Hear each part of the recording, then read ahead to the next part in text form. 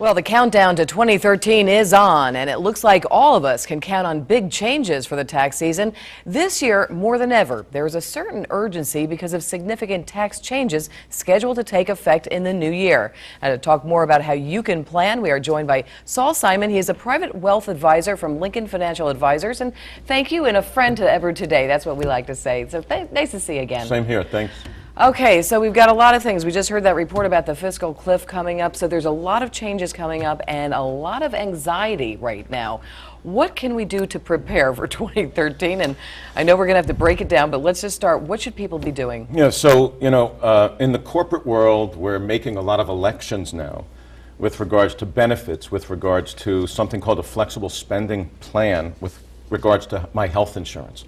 So I look to clients to say to them, are you planning to have a baby? Are you planning any type of medical procedures that are going to cost additional money out of pocket?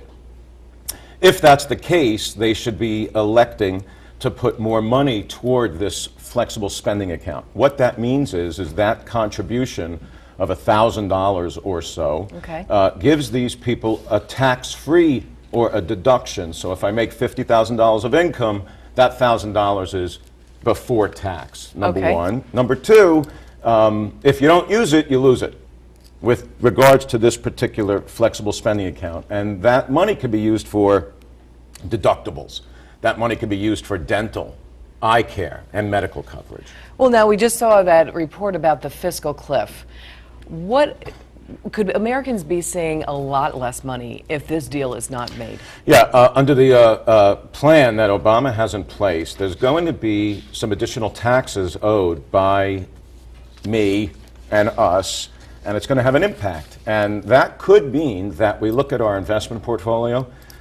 Any income coming in from my investments, dividends, capital gains, anything excluding municipal interest, is going to be taxed an additional 3.85% in addition to the proposed enhanced or increased tax rates. So I really always suggest to people to make a phone call, talk to their advisor, talk to someone that can give them some help as to, we're coming to the end of the year. I've made certain gains in my stock portfolio or my investments, my mutual funds. Maybe I also have some losses. Well, let me ask you a question about, it's the holidays. Gifting, is that a good idea right now for, say, a senior citizen? Yeah, absolutely. Very often people want to make gifts. They don't know if they could afford to make gifts. So they really need to look and determine how much money do they need to live on. Can they afford to make a gift? You can give away $13,000 a year. But it's also tax exempt. It's not deductible, and it's a gift to my child, and there's no taxation by that child to receive that contribution or that gift from mom and dad or grandma and grandfather. What other advice do you have for folks right now who might be a little worried? I again am emphasizing to enhance and increase contributions to their 401k plan as we make these elections in the coming year for 2013. And that's a good idea because a lot of companies match that as well. That's always a good idea. It's free money, and very often people aren't taking that free money off the table. And you want to pay yourself first. Well, one of the other things is that with Americans, there's 10,000 Americans right now who are turning 65 every single day here in this country. So people are thinking about second acts right now, and they need a new lifeline as well. So what are you telling the folks that might be getting older? Yeah, so I mean, obviously it's different for a younger couple, say, versus an older couple. Yeah, a 65-year-old upon retirement or planning to retire. And on a side note, maybe they're not retiring fully because they want to do some quality of life charitable, or they'll be doing some part-time work. But that said, they're going to be having to set themselves up from a distribution planning perspective as opposed to accumulation, which is very different investment planning with regards to, I need to set up my money in a way that my assets are going to be bringing me income versus accumulating.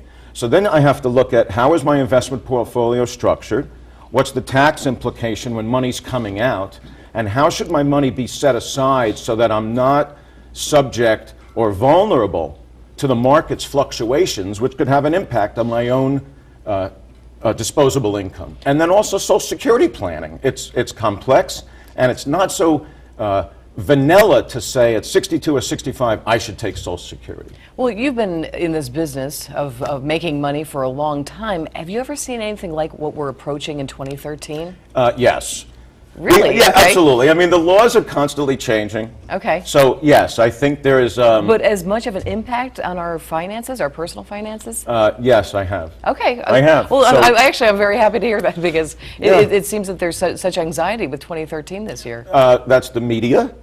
That's newspapers and print looking to scare us. So the real question comes down to, as an advisor, sit down, talk to your advisor, what's important to me, what am I trying to accomplish, and how can I create a firewall, literally, between the world, the markets, the fears and concerns that are happening out there, and how does it relate to my family, myself, my livelihood.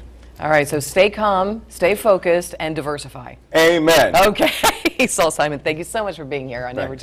Today.